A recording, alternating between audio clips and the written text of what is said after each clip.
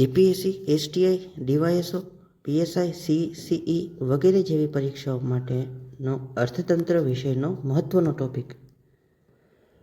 સ્વતંત્ર પૂર્વે ભારતીય અર્થતંત્રના મહત્વના પ્રશ્નોની ચર્ચા કરીએ. તો કમન, લેટ્સ ડુ ઇટ. પહેલો પ્રશ્ન, અંગ્રેજ શાસન દરમિયાન ભારતીય અર્થતંત્રનો મુખ્ય હેતુ શું હતો? તો જવાબ આવશે, અંગ્રેજ શાસન દરમિયાન ભારતીય અર્થતંત્રનો મુખ્ય હેતુ ભારતને કાચા માલનો પુરવઠોકાર અને તૈયાર માલના વેચાણ માટે બજાર બનાવવાનો હતો, જેથી બ્રિટિશના આર્થિક હિતોને આધીન રાખી શકાય. બીજો પ્રશ્ન, સ્થાનિક બંદોબસ્ત પ્રણાલી શું હતી? તેનો ભારતીય ખેડૂતો પર શું અસર થઈ?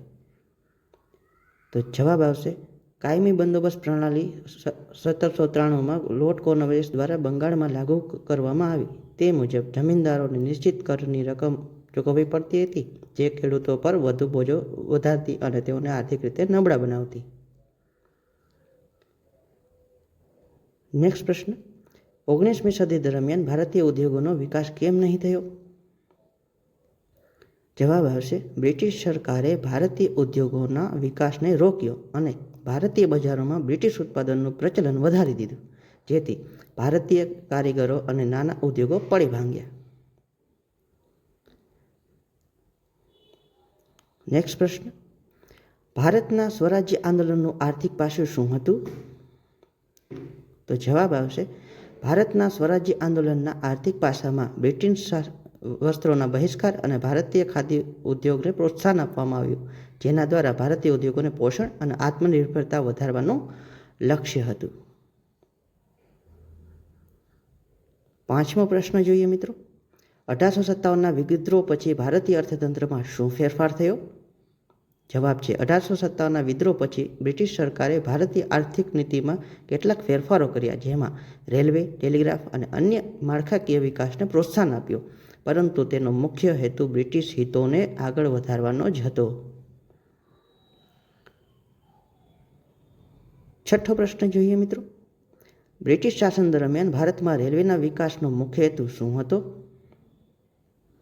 જવાબ, રેલવેના વિકાસમાં મુખ્યત્વે ભારતના કાચા માલના બ્રિટન કારખાનામાં પહોંચાડવા અને બ્રિટન કારખાનામાંથી ઉત્પાદિત માલના વિતરણ વ્યવસ્થા માટે કરવામાં આવ્યો હતો.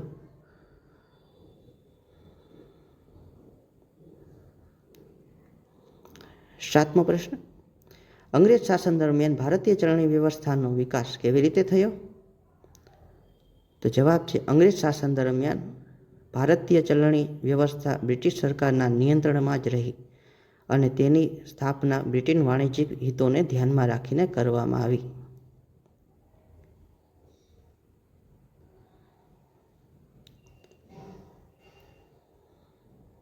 આઠમો પ્રશ્ન, બ્રિટિશ શાસન દરમિયાન ભારતીય વાણિજ્ય પર શું અસર પડી? તો જવાબ છે, બ્રિટિશ શાસન દરમિયાન ભારતીય વેપારીઓ પર ભારે કરની નીતિઓ થકી તેમનો વ્યવસાય નબળો પડી ગયો, જ્યારે બ્રિટિશ વેપારીઓ વેપાર મજબૂત બન્યો. નવમો પ્રશ્ન જોઈએ, સ્વતંત્રતા પહેલા ભારતીય અર્થતંત્રનું પુનર્નિર્માણ માટે કયા પ્રયત્નો કરવામાં આવ્યા? જવાબ, સ્વતંત્રતા પૂર્વે ભારતીય સ્વદેશી આંદોલન, ખાદીનો ઉપયોગ અને ભારતીય ઉદ્યોગમાં રોકાણ વધારવા માટે વિવિધ પ્રયત્નો કરવામાં આવ્યા. મિત્રો, હવે 10મો પ્રશ્ન, ધ વેલ્થ ઓફ ડ્રેનથી શું અર્થ થાય છે? જવાબ કોમેન્ટ કરો. Thank you.